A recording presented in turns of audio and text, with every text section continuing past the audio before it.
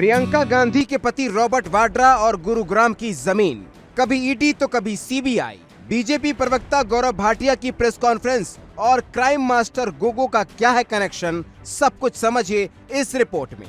दरअसल दोस्तों, Haryana land case में रॉबर्ट वाड्रा बुरी तरह से घिर चुके हैं। ईडी उनसे लगातार 3 दिन से पूछताछ कर रही है। ईडी एक्शन के बीच भाजपा को सियासी हमला करने का मौका मिल गया है। भाजपा प्रवक्ता गौरव भाटिया ने रॉबर्ट वाड्रा को क्राइम मास्टर गोगो बताया। भाजपा प्रवक्ता ने प्रेस कॉन्फ्रेंस कर कहा कि नकली गांधी परिवार ने इस देश के किसानों और लोगों को लूटा है, सब कुछ वापस लिया जाएगा। उन्हें लगता है कि वो देश के कानून से ऊपर है। दरअसल रॉबर्ट वाड्रा से ईडी ने 15, 16 और 17 अप्रैल को हरियाणा के शिकोपुर यानी कि गुरुग्राम में 2008 के भूमि सौदे से जुड़े मनी लॉन्ड्रिंग मामले में पूछताछ की। गौरव भाटिया ने कहा, Robert Vadra crime master Gogo है, किसान की जमीन हथियाता है तो एक्शन तो होगा ही। घपला घोटाला किया है तो कार्रवाई तो होगी ही। ये मोदी सरकार का संकल्प है। कुछ लोग अपने आप को कानून से ऊपर मानते हैं। दरअसल दोस्तों, वाड्रा के खिलाफ जांच हरियाणा के गुरुग्राम के एक जमीन सौदे से जुड़ा हुआ है। फरवरी 2008 में ये सौदा स्काईलाइट हॉस्पिटैलिटी प्राइवेट लिमिटेड नामक कंपनी ने किया था। उस समय वाड्रा उसके डायरेक्टर हुआ करते थे। ओमकारेश्वर प्रॉपर्टीज से 3.5 एकड़ जमीन 7.5 करोड़ रुपए में खरीदी थी। फिर इसे 2012 में डीएलएफ को 58 करोड़ में बेच दी। इस जमीन का सौदा मामले और गड़बड़ी को एक आईएएस अधिकारी अशोक खेमका ने सामने लाया था, जिसके बाद उस वक्त की कांग्रेस सरकार ने उस आईएएस अधिकारी पर ही उल्टा कार्रवाई कर दिया था। उसी मामले को लेकर ईडी पिछले 3 दिनों से रॉबर्ट वाड्रा से पूछताछ कर रही है। अब इस मामले पर बीजेपी लगातार कांग्रेस और रॉबर्ट वाड्रा पर हमलावर है। बीजेपी प्रवक्ता गौरव भाटिया ने अपने प्रेस कॉन्फ्रेंस में क्या कुछ कहा, चलिए आपको सुनाते हैं। कांग्रेस भ्रष्टाचार का पर्याय है, ये हम सब जानते हैं।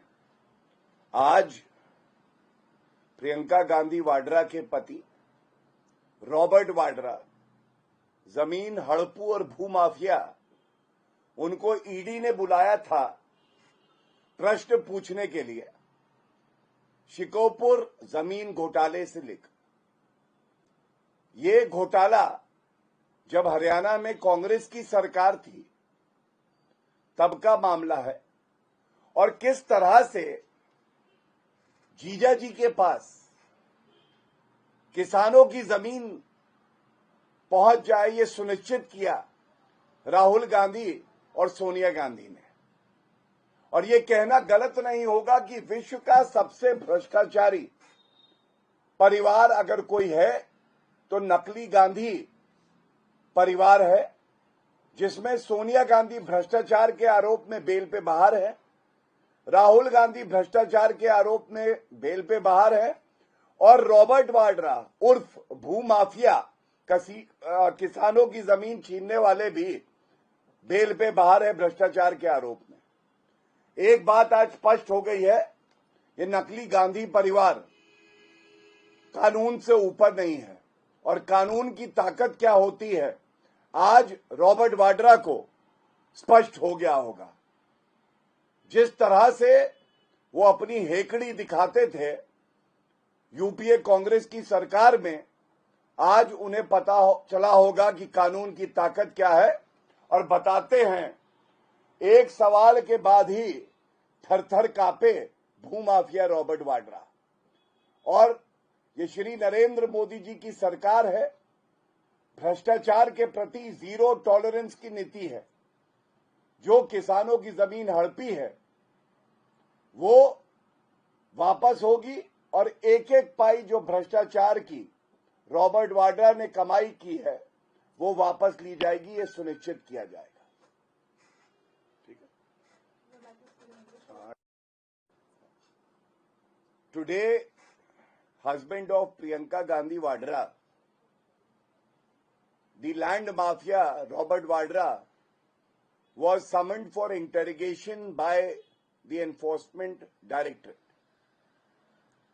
This pertains to a land scam in Haryana when Congress was in power and it is known as the Shikopur land scam, where within 24 hours, abusing the powers of the Chief Minister, a license was granted to a company controlled and owned by Shri Robert Vadra, the land mafia.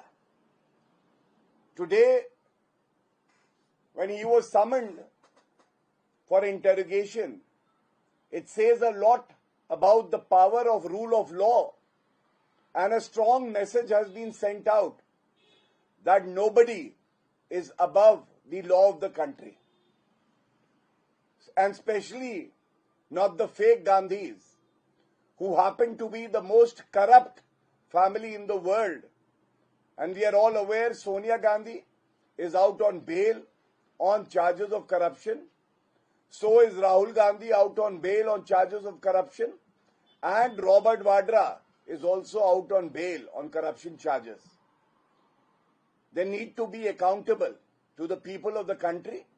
And we are sure that under the government of Shri Narendra Modi ji, which has a policy of zero tolerance towards corruption, every paisa would be recovered from Robert Vadra, and he will have to face the consequences for the corruption that he has undertaken.